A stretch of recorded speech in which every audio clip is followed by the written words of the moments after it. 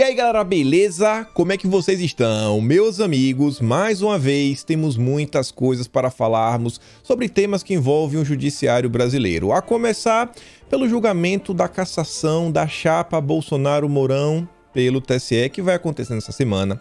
Novidades sobre a sabatina do Mendonça, parece que agora vai, mas o Alcolumbre acha que ele vai conseguir derrubar o Mendonça. Temos ainda mais algumas coisas que envolvem os acontecimentos dos últimos dias e liberdade de expressão.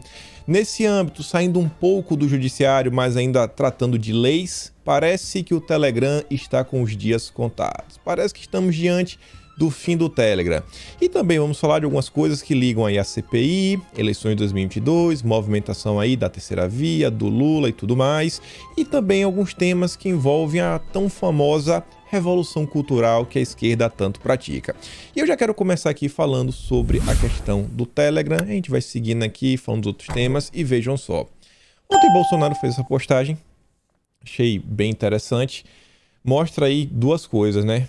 Que Bolsonaro ele entende que podemos ter aí problemas nas redes sociais como um todo. Aconteceu alguns eventos que já aconteceram em outros países, quem sabe até, né, culminando na remoção de Bolsonaro das redes sociais. Ser apagado de todas as redes e perder a possibilidade de se comunicar com a população. E aí, tá aí Bolsonaro, com o Telegram dele, ele vê como outra mídia, né, tá em todas, tá no Telegram, tá no TikTok, tá no Twitter, tá no YouTube, tá em todas, tá no Instagram, ele está em todas. E ele fez a seguinte postagem. Nosso Telegram é uma ferramenta informativa e gratuita que, infelizmente, vem sido combatida devido ao interesse financeiro e outros de muitos. A gente sabe o que está acontecendo. Siga-nos para muito mais informações todos os dias em mais esse canal de interação com o povo. Seja bem-vindo. E aí colocou o link dele lá. E a mídia, o Globo, mais especificamente, me solta essa matéria trazendo algumas atualizações sobre a PL 2630, a PL das fake news. E isso daqui está cada vez mais do que claro, pelo menos para mim, que um dos maiores empecilhos que essas pessoas estão vendo, né, que podem impactar na saúde da democracia brasileira é o Telegram, sabe? É um grande vilão das eleições. E tá lá, ó. PL das fake news traz regras mais rigorosas para encaminhamento de mensagens a múltiplos usuários. Aí eu fui lá ver a matéria. Hoje, serviços como WhatsApp já limitam o compartilhamento de conteúdos a um usuário por vez. Mas os especialistas, que sabem de tudo, né, avaliam que a proposta na Câmara amplia ainda mais essa regra, ou seja, amplia ainda mais a restrição. A restrição, cada vez com a voz mais baixa, impedindo, por exemplo, o encaminhamento de mensagens recebidas de outro usuário em grupos. Já não basta que você só pode mandar o conteúdo para uma pessoa, uma de cada vez, agora nem no grupo você pode postar. Se quiser tem que mandar assim, ó, individualmente. Por quê? Não, porque é muito perigoso, Assim, ó, a população, vocês, os políticos veem vocês como pessoas ineptas, sabe? Sem nenhuma capacidade de discernimento. Pessoas assim com a capacidade intelectual baixa, reduzida. E as únicas pessoas que realmente, sabe, têm responsabilidade para colocar informação à frente para milhões de pessoas são jornalistas, os verificadinhos. Vocês não. Você não pode mandar no grupo. É muito perigoso. É muito perigoso. Além disso, se o texto for aprovado, aplicativos como o Telegram também teriam que adotar a estratégia. Não é só o WhatsApp. E aí, será que o Telegram vai adotar? Se o Telegram não adotar, não vai poder funcionar no Brasil. O projeto aprovado no ano passado no Senado tem uma redação mais branda e determina que as plataformas devem limitar o número de envios de uma mensagem a usuários e grupos e também o número de membros por grupos. Esse negócio é de ter 200 pessoas, 250... Ih, rapaz, pera. Não, até vai, né? Até vai. O WhatsApp é de boa. Agora o Telegram lá com grupos basicamente limitados é muito perigoso. Muito perigoso. Vocês, eu volto a repetir, vocês não têm capacidade. Os políticos brasileiros acham que vocês não têm capacidade nenhuma, ou talvez vocês possam, quem sabe, né, ter tendências criminosas de se organizarem, participarem de grupos. Não, muita gente. Isso aqui é o quê? É motinha? O que é que vocês estão planejando? Não pode. É assim que os políticos veem, né, a população brasileira. Sem a proibição de encaminhamento de conteúdos recebidos por outro usuário. Tem que limitar o grupo, tem que limitar quantas mensagens pode mandar. Daqui a pouco vão até limitar nas palavras que vocês podem falar. Não, isso aqui não pode falar. Na verdade, eles já fazem isso. O substitutivo amplia o número de informações e dados que as plataformas deverão divulgar. Pelo texto do Senado, as redes e plataformas de mensagem devem produzir relatórios trimestrais de transparência em português e divulgá-los em seus sites. Ih, rapaz, aqui já é meio preocupante. O texto substitutivo traz mais itens que devem constar nesse documento, como os critérios, metodologias e métricas usadas por seus sistemas automatizados no monitoramento e execução de suas políticas e termos de uso. E aí, calma lá. Vejam só.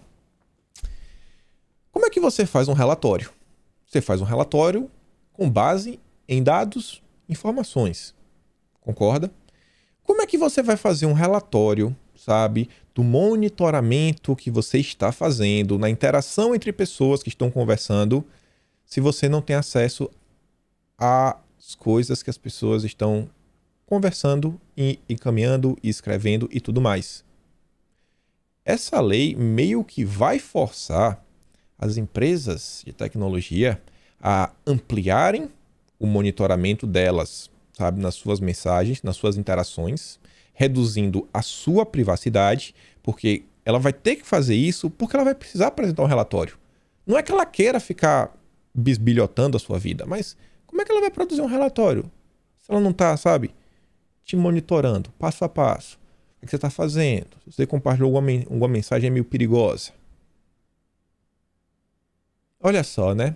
Vocês acham que os nossos políticos, eles não pensaram nisso? Será que o Orlando Silva, que é o relator, que é do Partido Comunista do Brasil, escolhido pelo Rodrigo Maia, e que o Rodrigo Maia falou que ele era peça-chave na construção desse texto, será que ele não sabe disso? A partir do momento que você pede para ter um relatório trimestral, você não vai forçar as empresas a monitorar ainda mais as pessoas? Isso não é só minha opinião, não. Não. Até os iluminados concordam em partes. O diretor do Internet Lab, Francisco Cruz, avalia que o caminho de conter a viralização é mais protetivo aos direitos dos usuários que a rastreabilidade de mensagens. Ele destaca que a proposta traz pontos positivos ao ampliar a transparência das plataformas, mas abre margem para uma maior vigilância. Vocês vão ser vigiados. Vocês vão ser vigiados. A proposta joga a luz na moderação, que é importante no combate à desinformação. Por outro lado, ainda é excessiva quando vai para a vigilância e investigação. Olha, né, ele mede as palavras. É excessiva, não chama como isso não é nada. Vigilância e investigação. E aí ele solta uma pergunta. Ó. Se a mensagem não precisa ser guardada, quando alguém entra na justiça, fala assim, porque eu falo assim, não, eles tinham uma proposta inicial, eu não coloquei aqui o parágrafo, que a priori os mensageiros teriam que guardar, fazer um backup das mensagens. Só que seria, cara, absurdo. Seria mais um custo para as empresas, backup, banco de dados e tudo mais. Ele falou, não precisa guardar. Só assim quando a gente pedir na justiça. A gente pede, rastreia isso daqui. Vê quem estudou essa mensagem, para quais grupos está indo e tudo mais. Aí começa o monitoramento.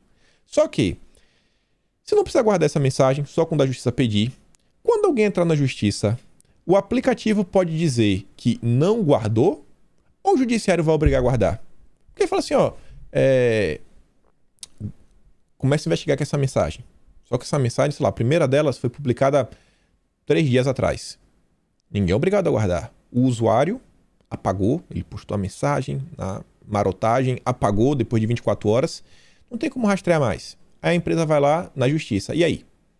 Não tem como rastrear. Se falar isso daí para o juiz, vai acontecer o quê? Vai prender o pessoal da empresa? Vai criar um clima que a empresa vai ser multada e tudo mais, o que vai acabar forçando que a empresa comece a arquivar as suas conversas? Você não está mandando arquivar, mas se quando a justiça pedir a empresa não tiver, vai ser multada. Já pensou? É uma pergunta aqui, inclusive, do próprio especialista. Se o judiciário decidir nesse sentido, vai ser preciso guardar o remetente de todos os usuários? A margem para interpretação. E só para pegar uma notícia que saiu bem recentemente, dia 22. Hoje é dia 24. 2 dias atrás. Exclusivo. Mensal. Verificadinho, viu? Google tem acesso irrestrito aos backups do WhatsApp em celulares Android, revelam documentos inéditos da Alphabet.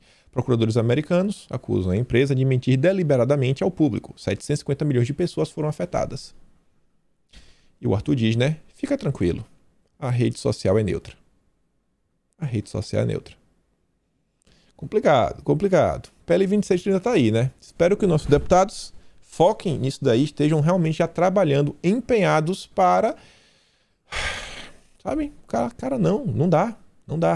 E é uma PL, não é uma PEC. PL é maioria. Não é nem para falar assim, que a oposição, né, a esquerda, vai precisar de 308 votos. Vamos esperar para ver qual vai ser, né, o desenrolar dessa situação.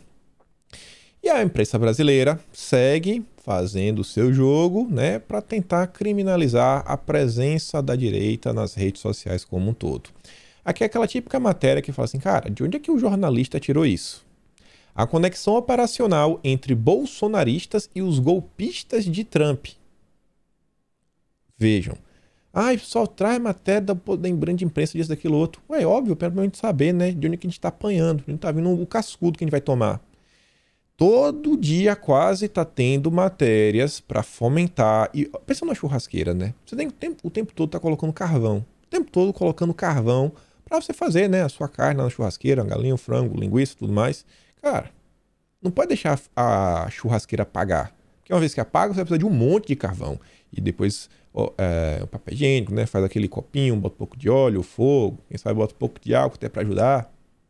Ao tempo de esquentar de novo a fogueira. Então tem que manter a fogueira quente. Quente. A narrativa não pode parar. A gente comentou muito essa semana. Não é aquela pancadona que derruba. São os vários murrozinhos, ó, na boca do estômago, até o adversário ficar fraco. Aí cai. Não é por nocaute. A Polícia Federal mapeou conexões do bolsonarista Alan dos Santos, lá nos Estados Unidos. Num pedido de prisão, investigadores apontaram que ele manteve contato com Owen Schroyer, que participou da invasão do Capitólio em janeiro, quando golpistas tentaram melar a eleição americana num ataque que provocou 5 óbitos. A ligação entre os dois não foi citada por acaso. Realmente não é citada por acaso. Schroyer é apresentador do InfoWars, canal de ultradireita, que divulga teorias da conspiração e deu palanque livre para as acusações falsas de fraude que o Trump repetia para inflamar seus apoiadores após perder a eleição. No Brasil, o roteiro pode se repetir no ano que vem com apoio externo. Os bolsonaristas, que ainda sonham com a manobra para contestar o resultado da próxima eleição presidencial, se inspiravam na estratégia trumpista, mas há cada vez mais evidências de que está em desenvolvimento uma conexão operacional e financeira entre brasileiros e golpistas americanos. Evidências? Cara, evidência é basicamente uma prova, né? Se você tem prova, você tem uma prova. Não, se você tem uma, você tem 1000, tá provado. Uma coisa são indícios, mas cada vez tem mais indício é uma coisa, que está usando a palavra evidências. Esse jornalista sabe a diferença. É o Bogossian lá da Folha de São Paulo, ele sabe. Ele não está usando a palavra evidências de forma aleatória. A gente vai ver essa palavra aparecendo na imprensa em outra matéria da Veja, ainda mais complicada. Steve Bannon, ex-estrategista de Trump, se tornou uma espécie de conselheiro de Eduardo Bolsonaro. O americano já disse que a disputa brasileira é a segunda mais importante do mundo e considera a reeleição de Bolsonaro uma plataforma para reerguer um bloco internacional de extrema direita. Sua especialidade é a desinformação política. Mas, rapaz, é muita conspiração a Folha de São Paulo. Há um ano da eleição, os bolsonaristas estreitam laços e buscam apoio operacional de redes sociais de direita que podem distribuir conteúdo radical fora do alcance da justiça brasileira. O que é conteúdo radical, né? Também quero saber. Eduardo se aproximou de Jason Miller, ex-porta-voz do Trump, que fugou a Getter. O deputado Luiz Felipe Orlando de Bragança se tornou o diretor financeiro da Truth Social, plataforma lançada pelo ex-presidente americano. Eu não vou trazer aqui o print que eu trouxe no vídeo de anteontem e no vídeo de ontem, né? Anteontem eu falei, eu não sei se eu comemoro ou se eu acho bom essa nova rede social. Aí ontem eu falei, tá meio ruim. E aí agora, né? Não passa despercebido da imprensa. Não passa despercebido da imprensa. Assim, Na boa, assim, um comentário... Posso até estar enganado, mas assim... Pô, o Luiz Felipe, ele é deputado. Ele tá sendo investigado nesses inquéritos. Só isso daí já é motivo pra já criar problema pra ele. E, pô, cara, se dedica a ser deputado, se dedica assim o tempo livre, pô, roda o estado, visita pessoas, monta a base. Porque, pô, isso aqui é trabalho, beleza, ele pode manter duas funções, mas consome tempo, né? É tão difícil a gente ter alguém nosso na máquina, se dedica à vida política. Quer ser político? Se dedica à vida política. Pô, não quer ser político, quer ter mercado privado, quer ajudar na comunicação, na informação, beleza, mas sabe aquele negócio quando você quer fazer tudo é meio complicado? Quando você quer fazer tudo? Eu só tenho essa ressalva, mas espero aí que faça um bom trabalho à frente. E essa questão aí que envolve redes sociais e tudo mais, a gente sabe qual é o real interesse deles. É o seguinte, assim, uma vez que a gente não tá lá, a esquerda reina, é discurso único, e eles vão conseguir o resultado eleitoral que eles tanto almejam, né? Eleger o Lula, eleger uma ampla bancada aí da esquerda bonitinha, cheirosa, globalista, de preferência.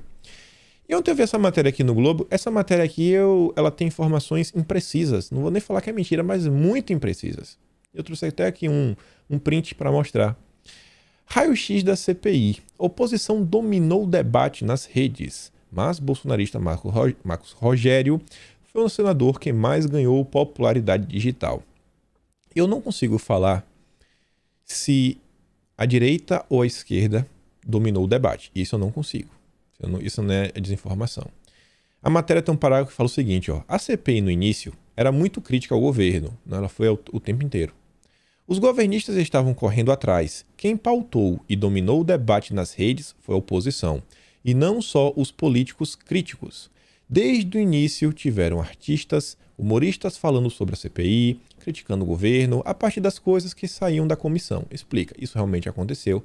Vários perfis tomaram proporções grandes, não vou ficar citando o nome aqui para não dar palco para eles, mas vários perfis que hoje estão com 250 mil, 300 mil seguidores, eles surgiram basicamente para fazer a cobertura da CPI.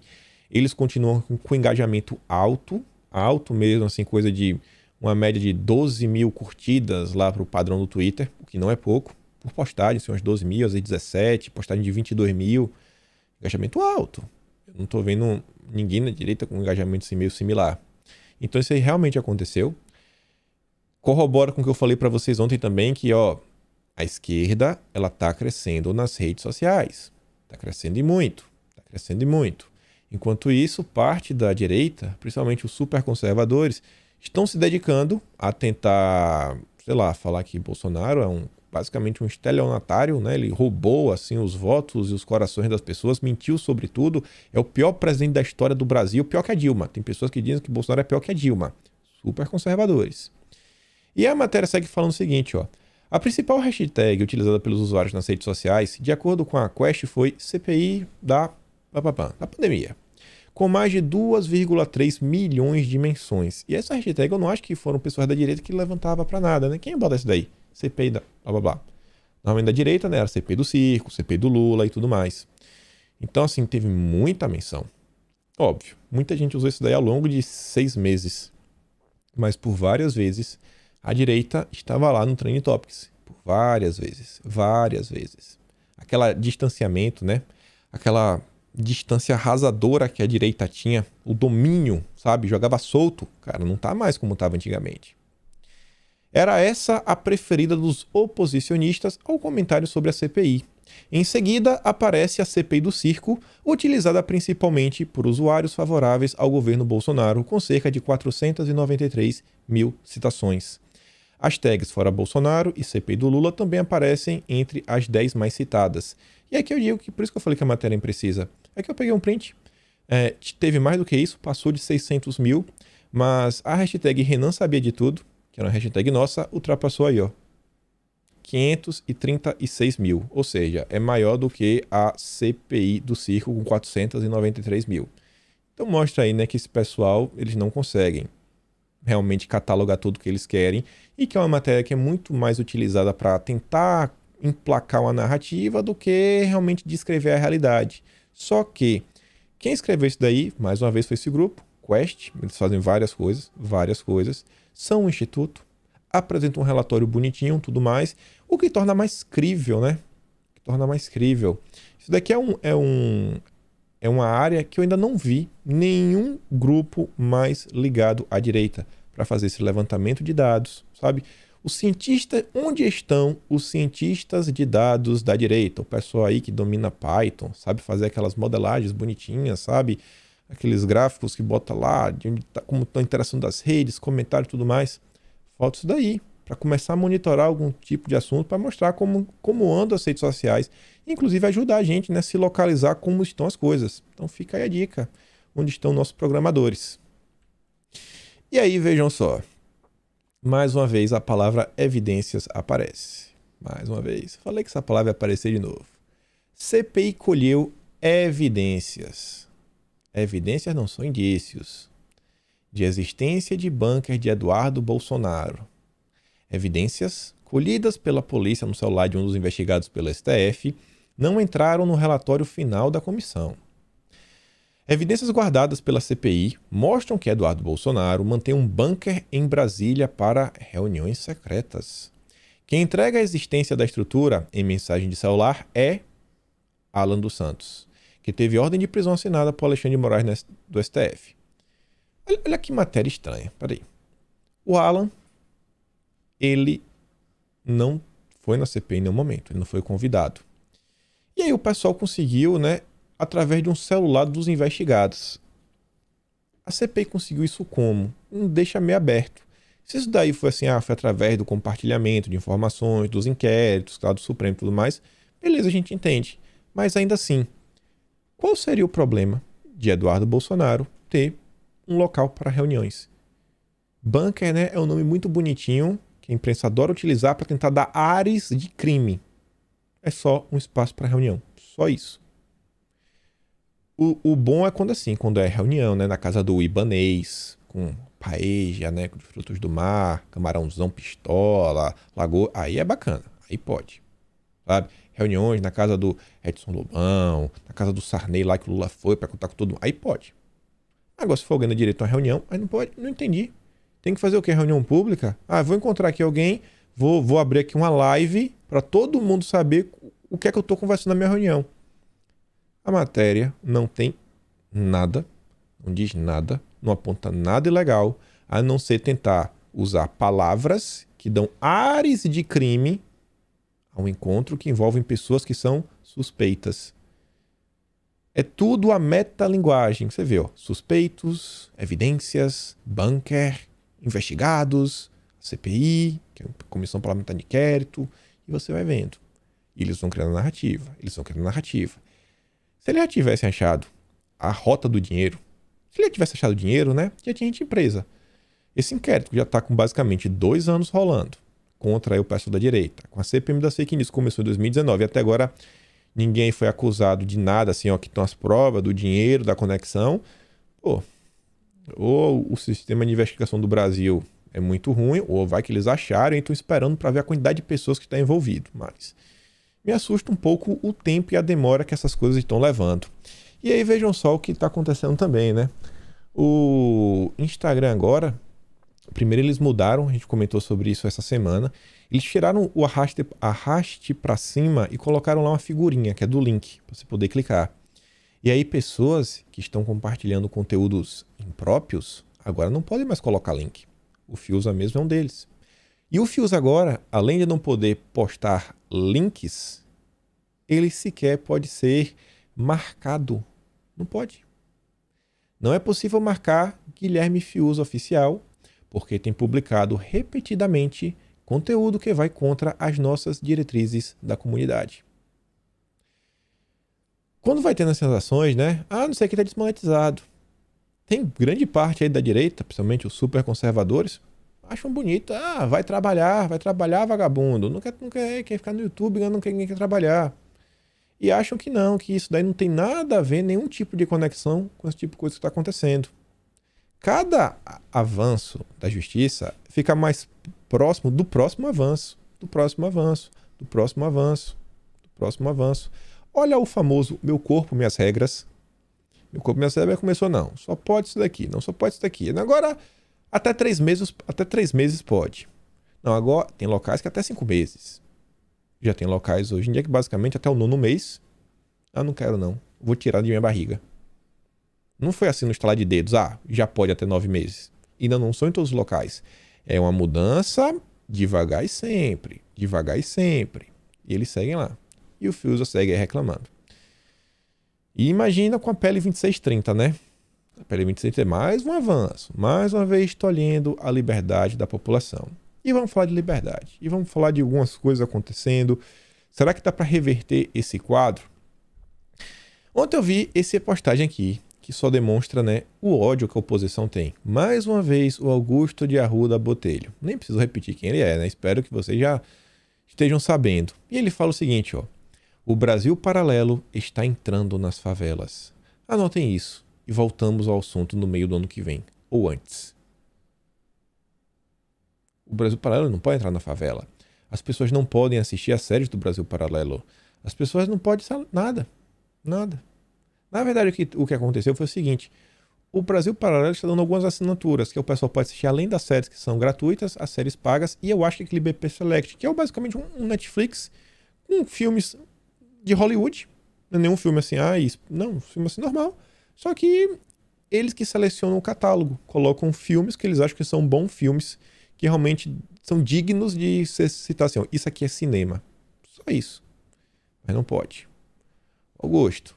Tem gente... O que me preocupa é quando eu vejo pessoas se referindo ao Augusto como se ele fosse o cara, o advogado que foi desmascarado pelo Coppola na CNN.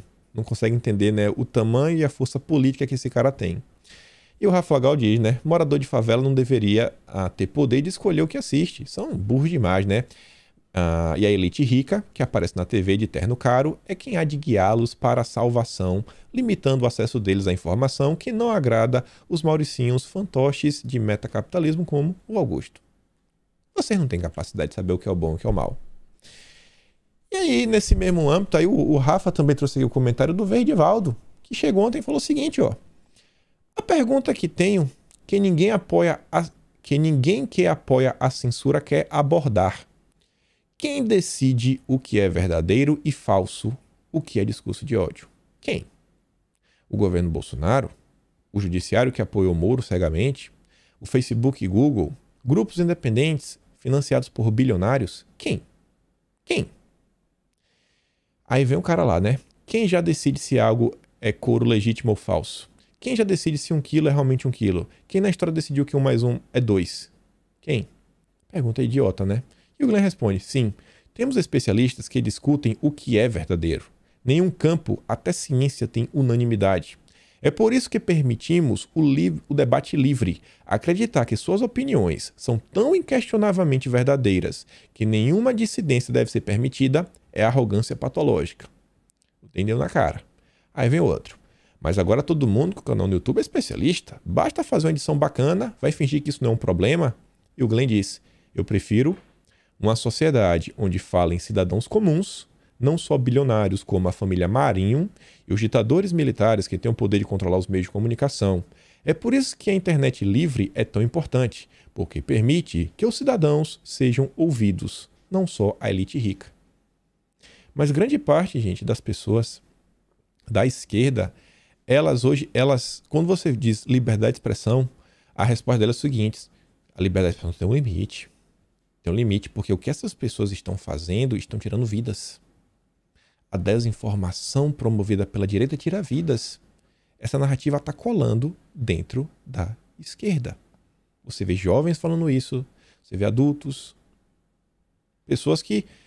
Tem gente que fala isso daí de propósito. São malvados. Agora tem gente que realmente acredita nisso. E isso é um grande problema. E aí você vê que várias pautas que a gente vem comentando, né, já estão meio que saindo da nossa mão. A gente vem perdendo algumas pautas aí nos últimos anos, né? Por exemplo, a luta anticorrupção. Os lava-jatistas trataram aí de pegar para eles. E parece que agora a liberdade, se a direita também não levar o debate de um jeito bacana, ouvindo, conversando, sem chegar, sem nada, é capaz aí do pessoal da terceira via da MBL tomar. Você viu o Verdivaldo, aí lá vem o Monark de novo, Liberdade de expressão verdadeira não é apenas dar espaço às opiniões politicamente corretas.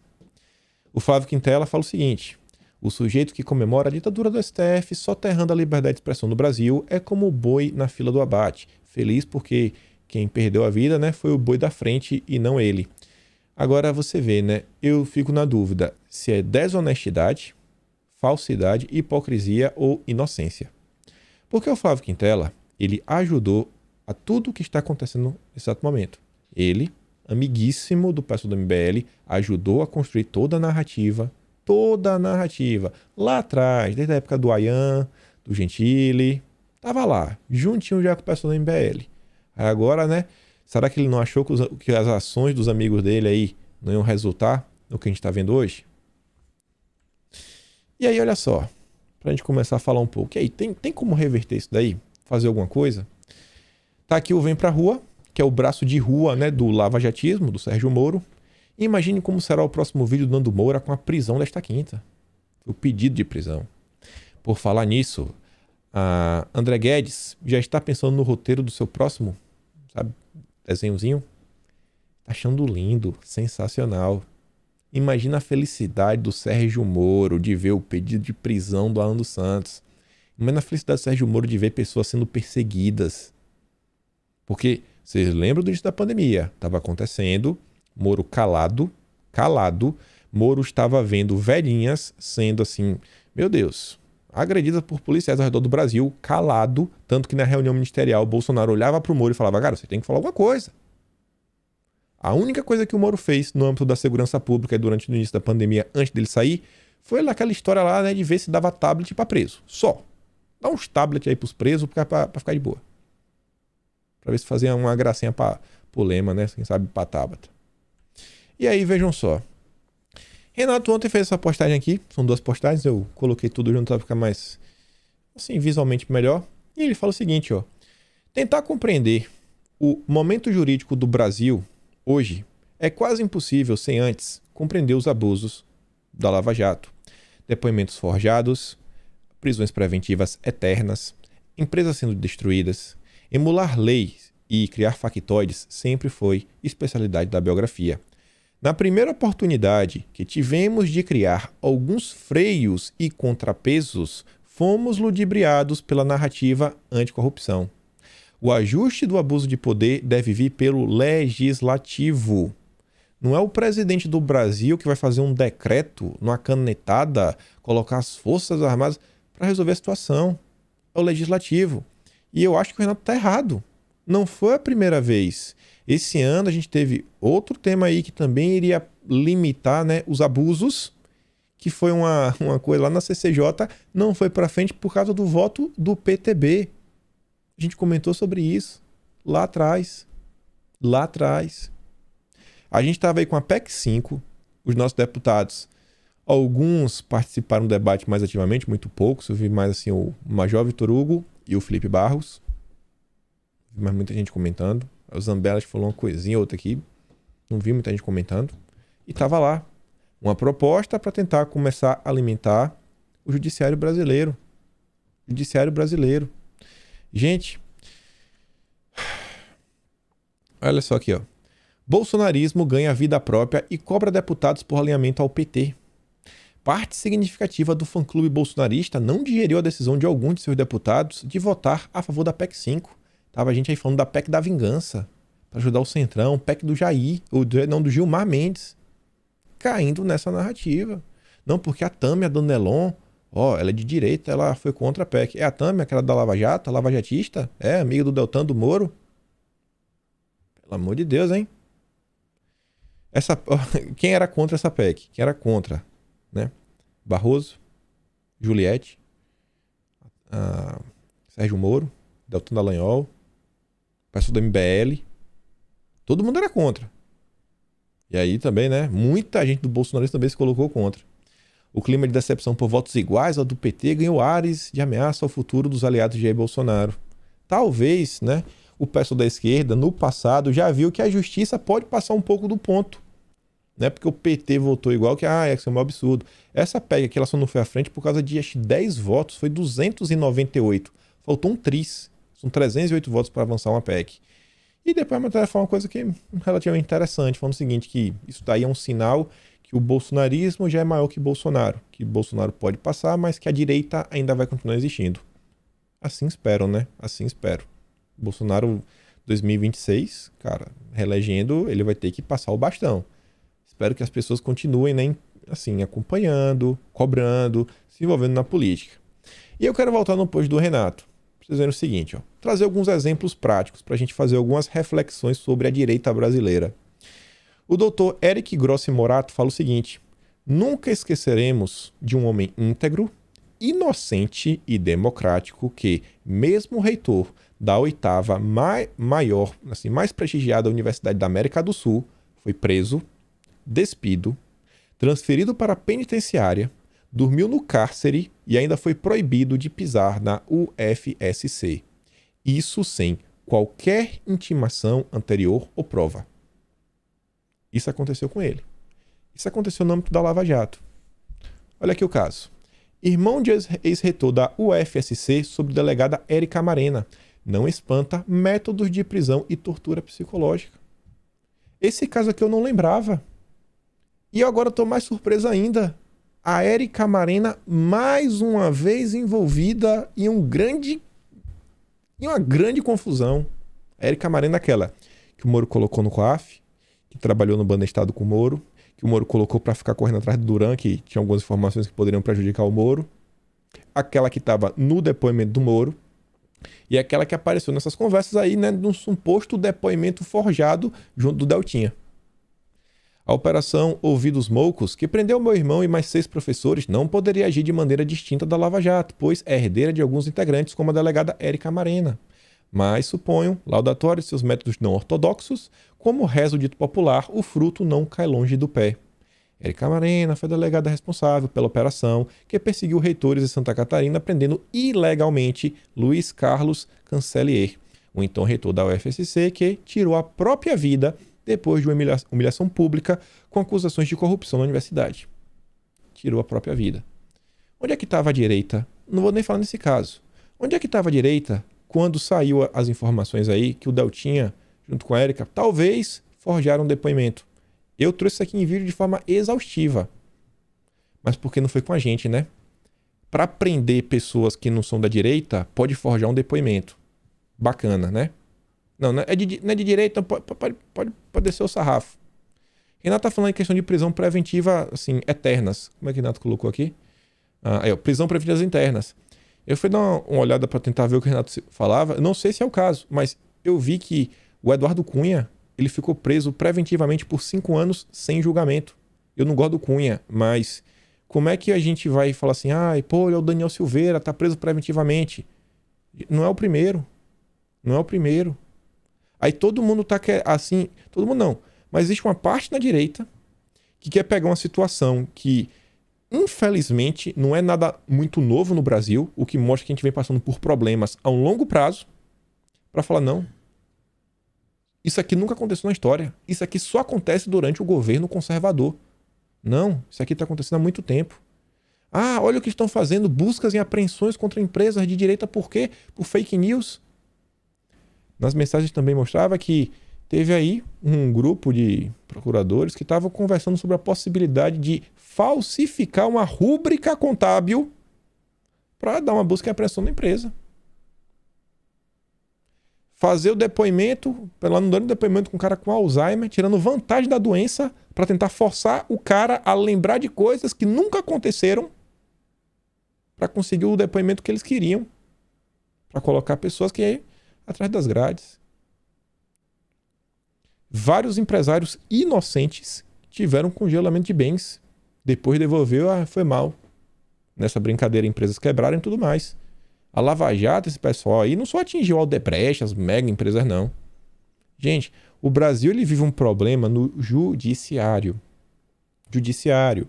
Não vai ser, vamos mudar um aqui, um acolá que vai resolver. Não, a gente precisa de uma reforma no sistema judiciário brasileiro, uma grande reforma. A gente precisa começar a pensar em freios, contrapesos. E quem pensa sobre isso não é o executivo e não vai ser o próprio judiciário. Essas mudanças ela vêm através do legislativo brasileiro. As pessoas meio que estão perdidas sem sequer saber para onde devem mirar as suas críticas. Isso é um problema sério. A direita precisa começar a pensar por que as coisas não estão mudando. Será que o caminho é esse? Continuar reclamando com o grupo que não é o grupo que vai resolver, que não é o executivo. O que vai resolver isso daqui, o que pode começar uma mudança é o legislativo brasileiro. É o legislativo brasileiro. Olha aqui outro, ó.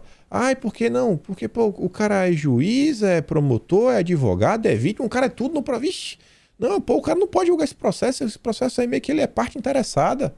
Pô, o cara abriu inquérito lá num grupo para mandar pro outro, que o outro grupo é do cara também, o cara tá nos dois grupos, nas duas entidades. Não pode. É um absurdo. O que é que tá acontecendo com o Brasil? 2017. Moro poderia ser impedido de julgar ex-advogado da Odebrecht, que é a questão aí que envolve o Duran. Aí tava lá, ó, Sérgio Moro poderia ser impedido de julgar o ex-advogado se não fosse o Ministério Público, que, estranhamente, ocultou uma resposta da Receita Federal que investigou o acusado. Há 2 anos, pelo menos, a força-tarefa da Lava Jato em Curitiba sabe que o escritório de advocacia de Zucoloto, do qual Rosângela, esposa do juiz, foi sócia, era correspondente na cidade paranaense do escritório de Duran. Essa informação consta na resposta enviada pela Receita Federal, que foi ocultada dos autos pelo Ministério Público. Será que Sérgio Moro não sabia que a mulher dele, o escritório aí dela, era correspondente do Duran? O Moro não sabia? Ele não sabia. É o Lula. Pronto, é o Lula. Não sabia de nada. Ele não sabia de nada. E o Ministério Público ocultou. Aí quando vem a PEC 5, aí a PEC da vingança. A PEC da vingança vão acabar com o combate à corrupção do Brasil.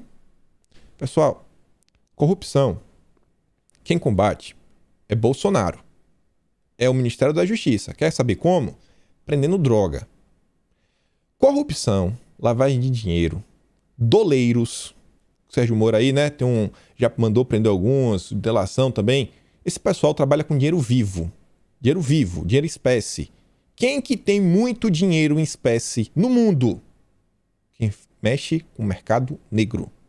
Dinheiro espécie. Quando a Polícia Rodoviária Federal vai lá, faz a operação recorde, meu amigo, ali é dinheiro em espécie que foi transformado em alguma substância, sabe? Desde, sei lá, pressões até de madeira ilegal, minérios, a outras coisas, drogas. Isso é combate à corrupção.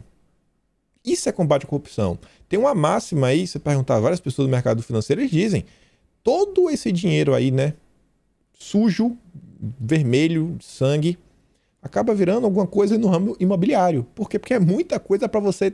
Cara, não dá, você tem que botar alguma coisa. É empreendimento, é prédio, é isso, aquilo, outro.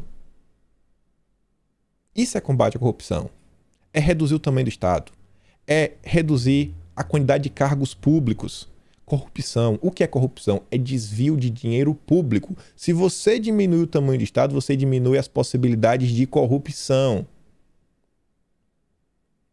Não é o que esse pessoal tá falando. Ai, Bolsonaro acabou com a corrupção. Meu Deus do céu. Eu fico assim, algum momento, eu não consigo entender. O Texugo falou, engraçado como o Moro fala tanto em combate à corrupção, mas foi só ele sair do governo que as impressões de drogas subiram expressivamente, até porque a corrupção financia o tráfico e usa da lavagem de dinheiro para dificultar sua origem. Simples assim, em menos de 280 caracteres. E aí vamos falar do julgamento de Bolsonaro do TSE. O TSE vai ao julgamento da chapa para dar recados a Bolsonaro. Esse julgamento aqui, eu não acho que a chapa vai ser cassada. Eu vi algumas pessoas levantando algumas teorias esses dias. Eu não acho que é motivo assim, meu Deus, vai ser o caos. Não acho que pode vir por aí um problema maior. Talvez naquele inquérito administrativo que foi aberto contra Bolsonaro por causa da live, talvez ali dê para se preocupar um pouco mais. TSE, eu acho que não. Tanto que a matéria fala o seguinte, ó, mas a tendência da Corte Eleitoral é arquivar os processos por falta de provas que justifiquem a adoção de uma medida tão drástica a menos de 1 ano das próximas eleições. Mas, porém, entretanto, todavia, mesmo assim, o TSE deve aproveitar a análise dos processos para mandar duros recados ao atual ocupante do Planalto. A única metáfora que me vem na cabeça aqui agora é a seguinte. Você fez uma coisa que o seu pai chegou para você ele não lhe bateu, ele não te colocou de castigo, você saiu ileso. Mas ele falou assim umas coisas pra tu que ele te colocou tão pra baixo que você preferia que ele tivesse dado um tapa. Ele te falou assim umas coisas, cara, assim, você vai ficar meio assim, você tá até com medo de sair de casa agora, véio. Assim, tá, meu pai vai brigar comigo. Eu acho que esse julgamento ele vai dar algum alicerce, sabe, assim, alguma coisa para servir de trampolim para alguma outra medida, principalmente para a PL 2630 tomar força, tomar fôlego. Eu não duvido que a PL 2630 vai utilizar o relatório da CPI, algumas notícias da imprensa, alguns pareceres judiciais para tentar justificar algumas coisas da lei, tentar ganhar força política. Eu acho que o maior problema vai ser nesse âmbito, mas de cassação de chapa, eu acho que não vai. E acho que não vai ter pausa nesse julgamento. Acho que ele começa e termina. Não acho que vai ter o pedido de vistas, como as pessoas estão comentando, esperar um período político maior. Acho que vai ter, vai julgar, acabou, porque tem um inquérito administrativo, para não ficar meio que com 2. Vai deixar outra ali em banho-maria. Só essa matéria aqui que eu fico também perguntando, né? Até onde vai a criatividade dos jornalistas? A maior raiva que Alexandre de Moraes tem dos ataques bolsonaristas. Uma das maiores raivas que o ministro Alexandre de Moraes, tem dos ataques bolsonaristas que ele recebe é que a maioria é centrada em suas 2 filhas. Algumas são ameaças físicas. Eu nunca vi nas redes sociais alguém falar das filhas do ministro. Eu nunca vi. Eu acho que seria interessante assim, o Guilherme Amado trazer isso daí. Principalmente as ameaças físicas. Seu filho homem não costuma ser alvo como as 2 moças. Eu vou ser sincero, eu nem sabia que Alexandre de Moraes tinha 3 filhos. Tô sabendo agora, né? O ministro costuma citar a misoginia bolsonarista como um exemplo de como os extremistas sob investigação são covardes. Peraí, então são os investigados que estão falando isso daí? Quando que eles falam isso daí? Parece que é só mais uma matéria, não colocar mais uma pecha contra a gente e tentar justificar qualquer avanço jurídico. Eu tenho certeza, Guilherme Amado, ele não acredita em Jesus Cristo. Ele não acredita que tem algo depois. Não é possível. Tá escrevendo assim, meu amigo, o coração desse cara não bate. E no âmbito do judiciário ainda, tem a questão aí que envolve o Mendonça, vejam só. Bolsonaro atende a pedido de Alcolumbre, mas o senador não se anima. Alcolumbre queria fazer um aceno, um carinho nele. O aceno foi feito em discurso num evento no interior da Paraíba. Com Davi Alcolumbre não tive problemas no Senado. Quase tudo que nós precisávamos, aprovamos lá. Eu agradeço ao Davi por esses 2 anos em que ele esteve à frente do Senado. Caso contrário, seria Renan Calheiros. Deve ser por isso que o Alcolumbre não ficou tão bom, né? Falou, pô. Caso contrário, seria o Renan, né? Antes o Alcolumbre do que o Renan Calheiros. Se não fosse ele, era o Renan. Não foi o melhor dos elogios, né? E aí o Globo fala o seguinte: o elogio de Bolsonaro ao Alcolumbre, a senha para que a sabatina de Mendonça seja, enfim, marcada. Isso aqui foi no dia 21. Tô na dúvida agora se isso foi antes ou depois aí da notícia do primo do Alcolumbre. A citação elogiosa de Bolsonaro, né, durante a cerimônia Paraíba, não foi de improviso e nem saiu por acaso da boca do presidente. Foi apenas o cumprimento por parte de Bolsonaro de um trato feito com o próprio Alcolumbre num esforço fora da agenda que os dois tiveram dias atrás. Alcolumbre combinou com o presidente que, depois de tantas críticas que ele havia recebido, seria importante palavras públicas de elogio a eles feitas por Bolsonaro. Falamos lá atrás, né? O Alcolumbre, ele vai querer que Bolsonaro sente para conversar com ele. Senão, não vai. Hoje de manhã, depois de qualificar pela enésima vez Renan de vagabundo, Bolsonaro agradeceu ao Alcolumbre pelo tempo que ele esteve à presença do Senado. Disse mais, que o Brasil estaria uma desgraça se Renan tivesse ganhado a eleição em 2019 e comandasse a casa por 2 anos. É aquele elogio assim, pô, o Alcolumbre foi o menos pior. Era menos pior. E o Alcolumbre, aparentemente já tem uma data, vai marcar até o dia agora 15 de novembro, que não vai demorar muito tempo, nem meio que as próximas 2 semanas, 3 semanas, 2 semanas e meia. E tá lá, ó, já tem garantia de derrota de Mendonça e que agora pode agendar a sabatina. Davi Alcolumbre terminou a semana afirmando a colegas do Congresso que vai agendar a sabatina do Mendonça lá na CCJ até o dia 15.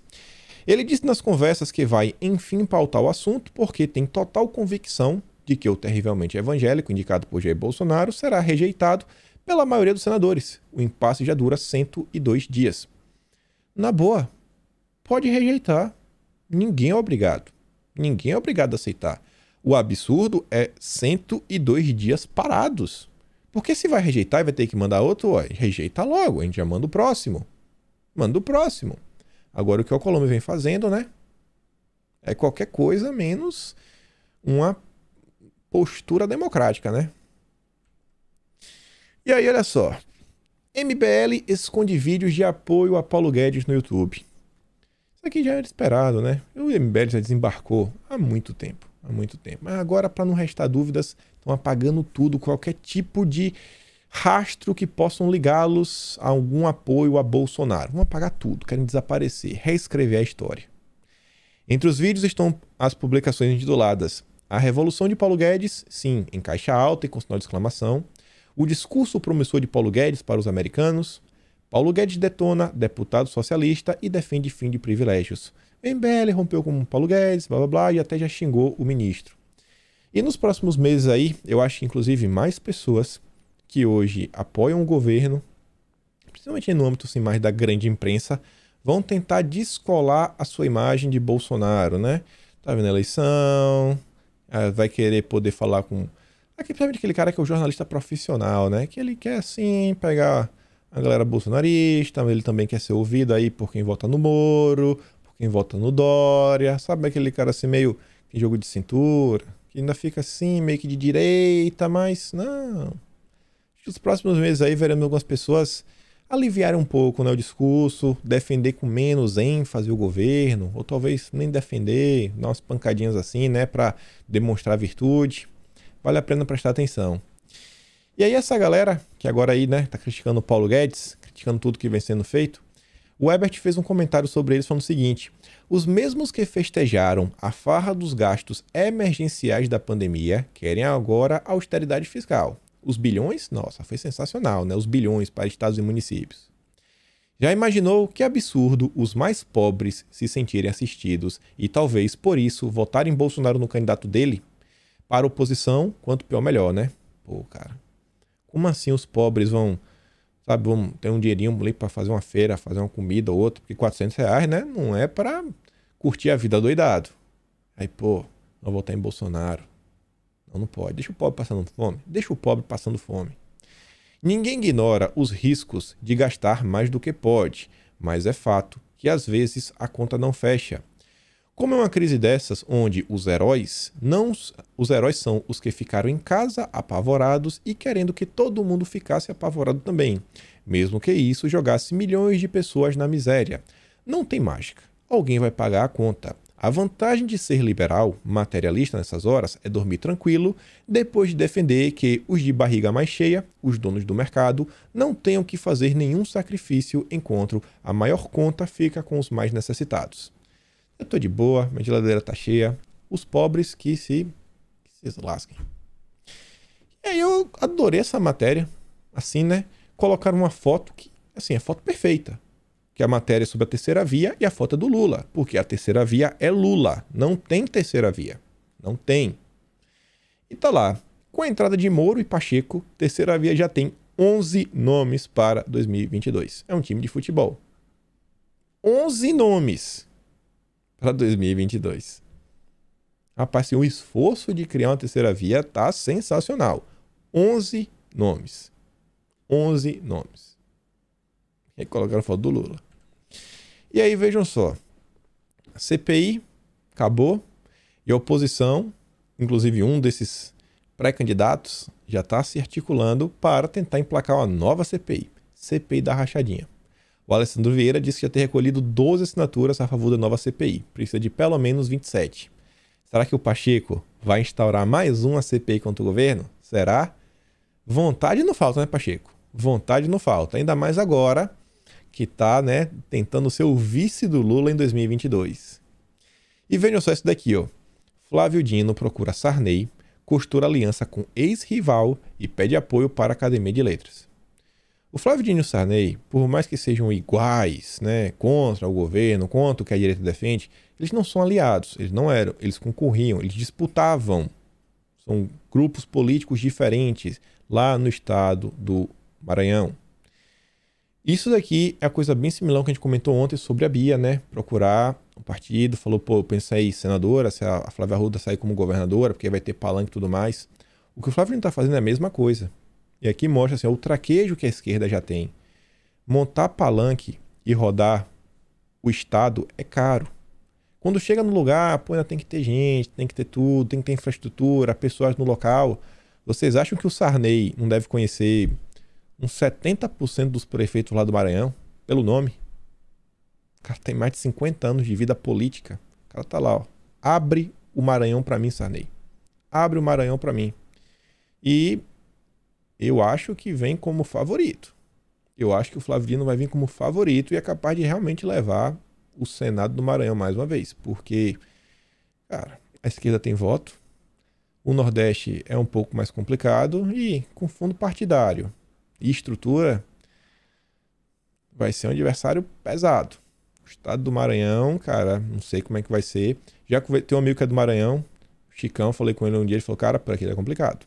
Por aqui está complicado. Espero que lá a gente também tenha um candidato. Nem vai dar muito para falar da Revolução Cultural hoje, mas dá para falar algumas coisas que estão ligadas aqui a 2022. Wagner Moura, em uma entrevista para o Bial, olha só, né, da Globo, defendendo o Lula, que vai votar no Lula, criticando o Bolsonaro, colocando a culpa de tudo o que acontece no Brasil em Bolsonaro, a miséria, inflação, desemprego, fome, tudo de Bolsonaro. A Ju diz, isso que é vendido lá fora por pseudos artistas, o mundo inteiro está sofrendo por causa da pandemia, mas a culpa é exclusiva do Bolsonaro. Fique em casa. Sabe, é tão incoerente você colocar a culpa de qualquer coisa assim só em uma pessoa. Também dá para colocar a culpa de tudo que acontece no estado só a um governador também. Muita gente que acaba fazendo isso também. É muito baixo, é muito baixo, é muito baixo, muito baixo. A gente sabe que com Lula as coisas vão piorar, né? Tem hora que minha mãe fala o seguinte, tem hora que eu fico tanta raiva que eu falo assim, como é que o Lula ganha mesmo, que é pra todo mundo se dar mal, todo mundo sofrer. Fala, tá vendo aí? Tá todo mundo agora passando fome. Fala, não, para. Não vem de doidice, não. Aí essa aí, mas ela nunca mais nem falou. Se ela falar antigamente, na era Dilma e tudo mais. Aí você vê, ó, Wagner Moura declarou voto em Lula ao lançar filme sobre Marighella. Aí sai, todo local, aí vai lá, meu voto é Lula. Elisa diz, né? Tem método, tem muito método. Olha só esse daqui também, né? Um pouco do ódio, o ódio do bem dos nossos grandes produtores culturais brasileiros. O Antônio Tabet, que é do Porta dos Fundos, colocou o seguinte, acabou a mamata, meritocracia, critério técnico. Bom, isso aqui é um critério técnico. A matéria fala o seguinte, ó, que a filha de Bolsonaro entra lá no colégio militar sem passar por seleção. Isso aqui é um critério técnico. Sabe qual é a técnica? A segurança de vida dela. A vida dela, que não vai estar em risco. A própria matéria fala isso, ó. A imprensa já está batendo. Ela tem o direito por lei, até por questão de segurança. Esse é o critério técnico. É a vida de uma menina, a vida de uma criança de 11 anos de idade. Mas pro Tabet aí, né, do Porta dos Fundos? Tá nem aí, irmão. Tá nem aí, né, parceiro? Aqui a gente já comentou sobre a questão do coisa. Não vou comentar isso aqui hoje. Não vou comentar sobre isso aqui hoje também. Tinha muita coisa. Quero mostrar isso aqui, ó. Quem manda hoje na Lei Rouanet é um capitão da PM e cristão fervoroso. Braço direito de Mário Frias na Secretaria Especial de Cultura, André Porciúncula multiplicou a aprovação de projetos de cunho religioso. Sabe por quê? Porque agora as pessoas sabem como protocolar projetos. Antigamente ninguém nem sabia como acessar. Não tinha manual nem nada. Só isso. Nada além disso. A Veja me acusa de multiplicar a aprovação de projetos religiosos na Lei Rouanet. Confesso, sou culpado por mostrar aos cristãos como eles podem usar a Lei Rouanet e vou continuar fazendo o ambiente público sem perseguição aos cristãos. É isso daí que a grande imprensa defende. Tem gente que diz que não é um governo conservador, que não é um governo cristão e tudo mais. Mas eu acho assim, né, que a própria imprensa faz questão de reafirmar isso todo santo dia. Por hoje é isso. Se inscreva nas minhas redes, compartilhe esse vídeo. Se você gosta do meu trabalho, considere me apoiar lá pelo Patreon ou se tornar membro do canal. Se inscreve lá no Telegram e no Twitter e a gente se vê amanhã. Aquele grande beijo, abraço, tamo juntos e valeu, meus amigos. Fui!